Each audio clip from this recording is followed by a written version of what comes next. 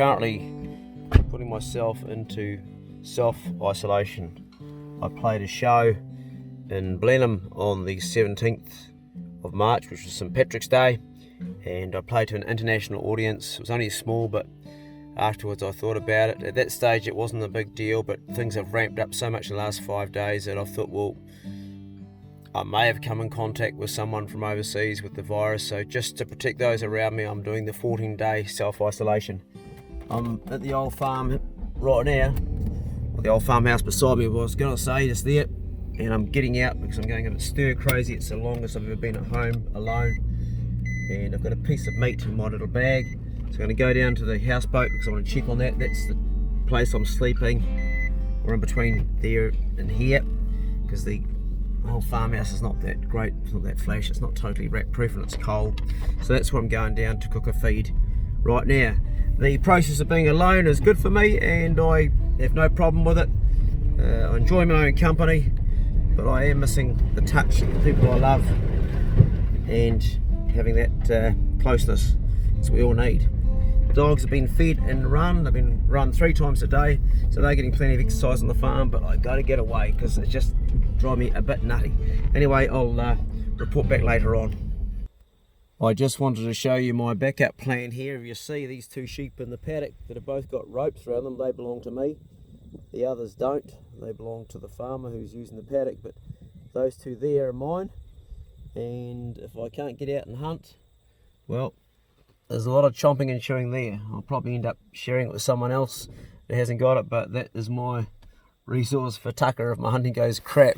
The cool thing about where my houseboat is my dad's house is up behind me there, and I can actually walk down to it through the back of a section. There's a public, well, it's not actually a public access, but there's an access through his place, through the easement. I'm going to climb over this fence. There's a bunch of sheep in here. Oh. So I'm in that place now. I won't pan around and show you where it is because it is a private bit of land and they might not appreciate it. When I come down here, I always pick up a few of these because they're pretty much a fuel source for the wood burner on the houseboat. Even though it's quite hot today, the cold will come soon, so it's kind of good to have that supply. And pine cones are really good for starting your fire, but they're also just burn well by themselves. I'll tell you something else that burns really good, and that's gorse. It's a noxious weed here in New Zealand, but when it's dry like that there, it burns really well.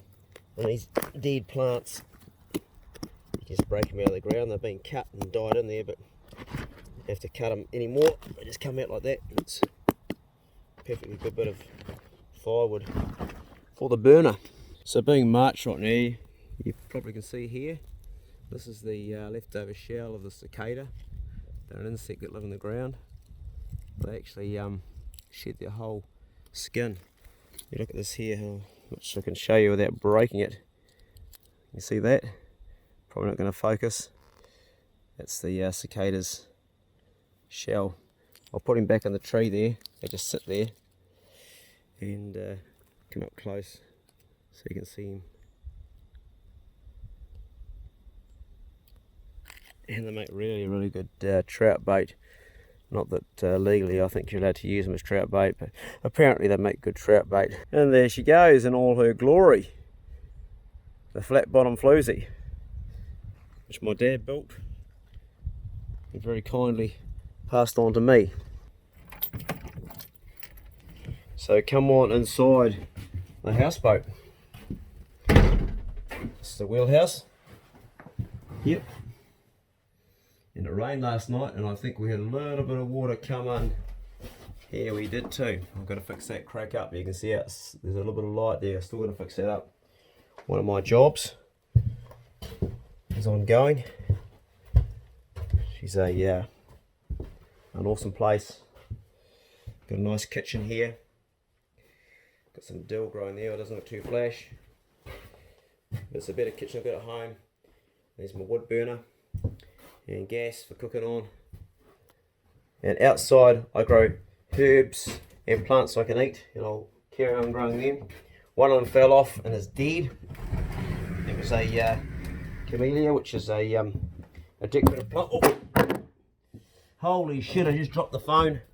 Well, I just dropped my telephone, my new Galaxy S20. My S10 I broke a week ago, and I've only broken the sacrificial screen on it, the one you peel off, so thank God for that. It's okay. Anyway, I was going to say that this plant here fell in the drink, and as you can see, the leaves are all covered in mud, and it's dying. But the rest are fine. And these are my lettuces, and they're looking very good, and we may just have some of that for dinner tonight. Got some chives, spring onion, and you've got some herbs over here. So, gonna cook a steak now. I've got a really nice steak. Oh, I love steak. You guys are looking pretty healthy. You're getting water about every 2 days. Well, I come here every day, but every second day I put some water on them. Pretty good. Nice, green, healthy lettuce. Some parsley in there, and some basil, and some coriander. Well, you guys are looking good too. Thyme and my rosemary's looking good.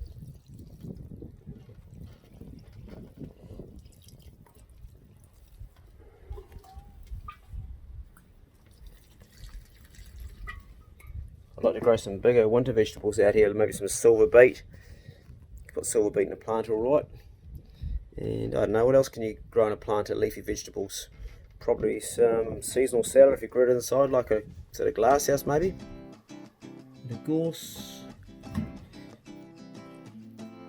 Next time I come, I've got a good wee pile to set a fire. While the pan is heating, I'm going to salt this beautiful piece of porterhouse steak. Look at the fat on that. Oh mate, I love a bit of fat on my meat. Just about out of salt too, sunshine. So we're going to get a few hedge clippings here, and it's a bit like hedge clippings because what I do is I just trim up all my plants like a hedge.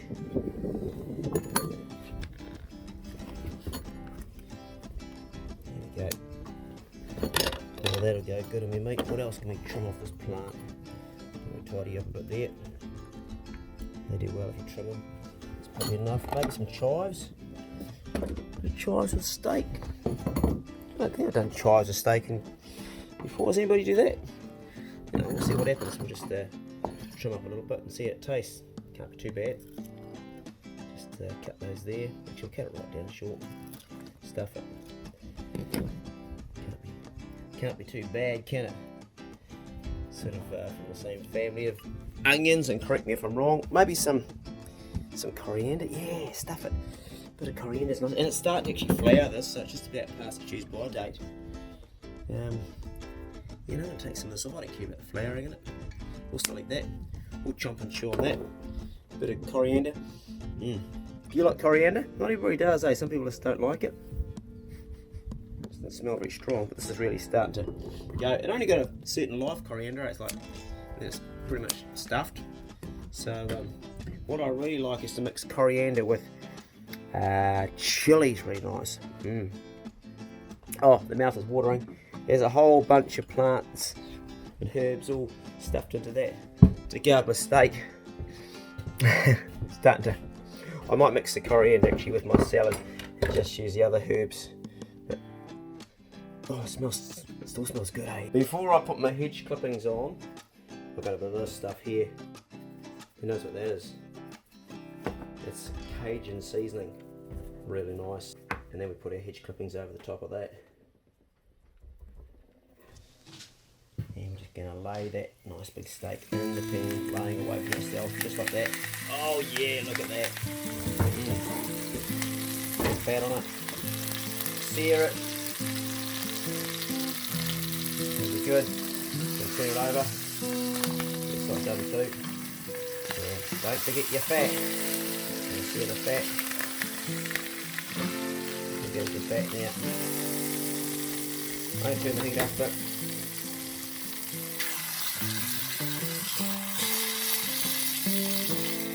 searing the outside, keep all that goodness in. That's what I want to hear.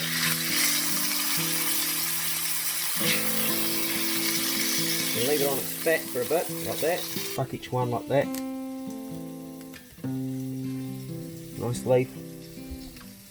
Just the bottom ones. They're good.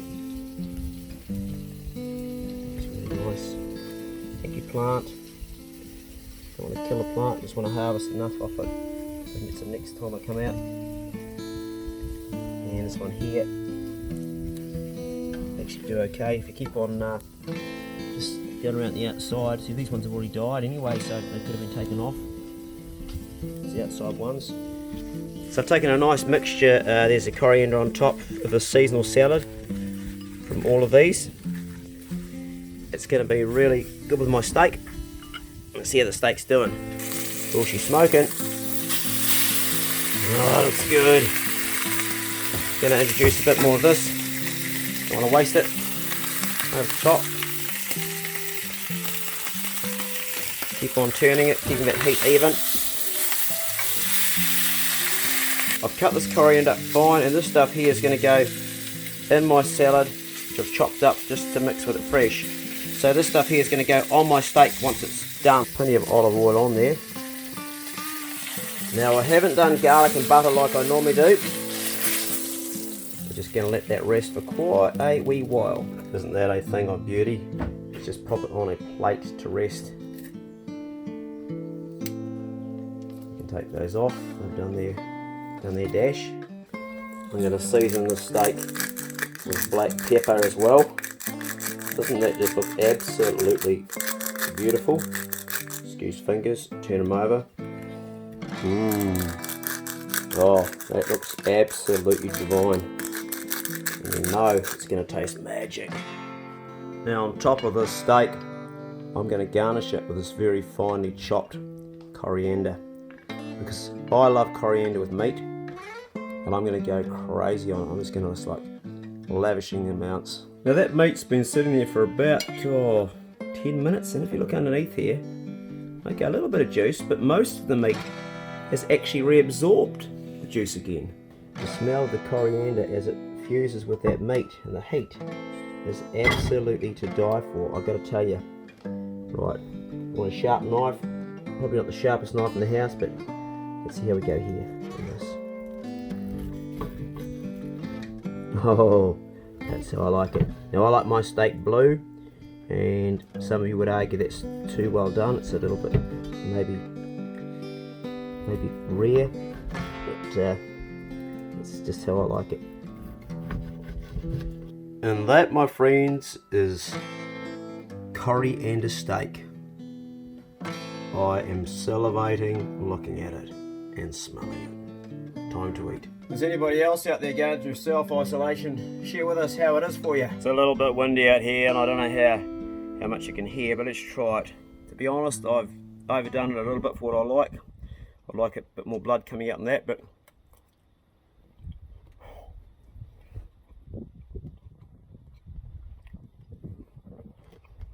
the coriander. Oh my. You either love coriander or you hate it. I love it. That bit was the end. Overcooked. Let's try a piece right in the middle that's still nice and raw. Got that fat done. Look at that. I'm being greedy, sorry. And I apologise. Hats off the table. My apologies, I think I'm alone, but then I realise we're all together in this meal. You're watching it. Which is kind of nice. But I really am enjoying the self-isolation. Okay. That's how I like my steak.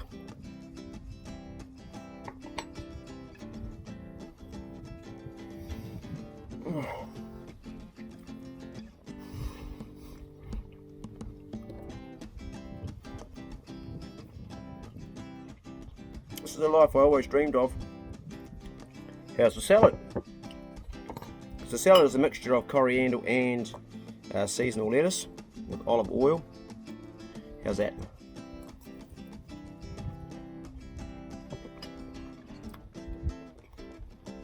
Nice, but it's missing something. It's missing lemon. I'm out of lemons right now. I'm gonna plant a lemon tree. I'm out of lemons. That needs lemon juice in it. Not bad. I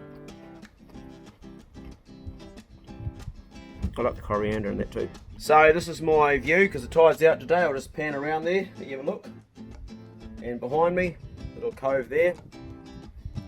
Tide will be in soon.